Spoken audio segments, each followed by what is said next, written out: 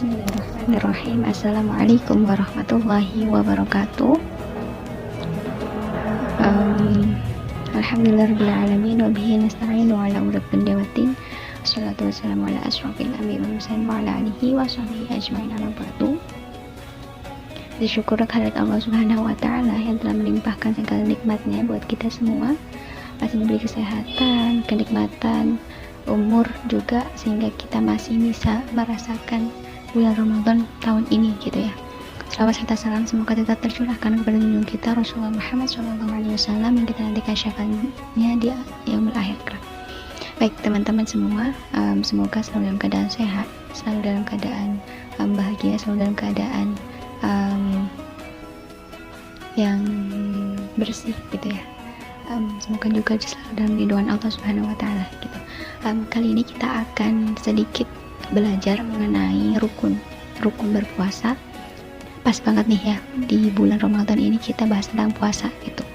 Kali ini akan diambil dari sebuah buku berjudul Ramadan Bersama Nabi, karya Muhammad Abduh Twasikal. Jadi teman-teman semua, rukun atau fardu puasa itu ada dua, yaitu imsak atau menahan diri dari melakukan berbagai pembatal puasa, dan juga niat. Yang pertama kita akan bahas mengenai imsak, di mana imsak atau kewajiban imsak ini disebutkan dalam firman Allah Quran surah Al-Baqarah ayat 187, yang artinya, dan makan minumlah hingga terang bagimu benang putih dari benang hitam, yaitu fajar. Kemudian sempurnakanlah puasa itu sampai datangnya malam. Quran surat Al-Baqarah ayat 187. Yang dimaksud dari ayat tersebut bukanlah definisi benang secara hakiki tuh, tetapi lebih kepada terangnya siang dan juga gelapnya malam. Selanjutnya yang kedua, rukun yang kedua itu tentang niat.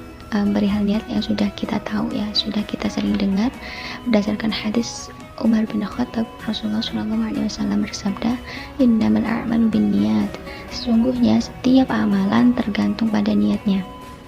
Nah, untuk niat puasa ini harus ada untuk membedakan dengan menahan lapar lainnya, dan juga untuk membedakan puasa fardu atau puasa Ramadan dengan puasa sunnah. Namun letak niat ini ada di dalam hati, bukan di lisan. Seperti yang dijelaskan oleh Imam Nawawi, tidaklah sah puasa seseorang kecuali dengan niat, dan letak niat tersebut ada di dalam hati, tidak disyaratkan untuk diucapkan. Nah, dalam masalah ini tidak terdapat perselisihan di antara para ulama. Untuk puasa wajib pada bulan Ramadan harus ada niat pada malam hari atau setelah matahari tenggelam. Jika niatnya dilakukan sebelum tenggelamnya matahari, maka tidaklah sah. Begitu pula jika baru berniat setelah masuk waktu fajar ataupun subuh, juga tidaklah sah.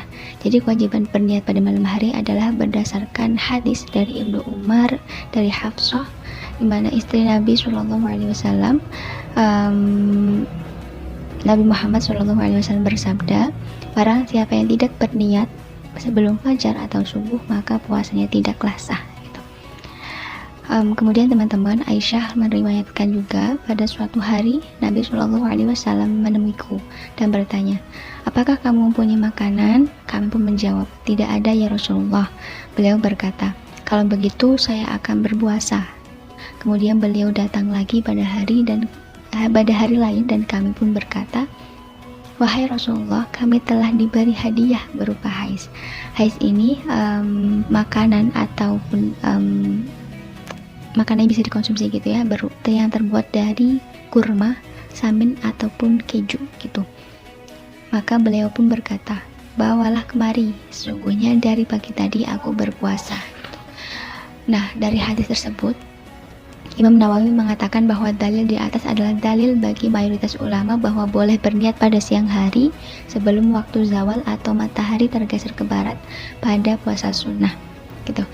Nah, sedangkan untuk puasa Ramadan ini kita dianjurkan atau malah kita diwajibkan untuk berniat pada malam harinya gitu. Kemudian Imam Nawawi juga berkata bahwa menurut mazhab Syafi'i, niat mesti ada pada setiap hari puasa, baik ketika melakukan puasa Ramadan, puasa qadha, puasa kafarah, kemudian puasa nazar ataupun puasa sunnah.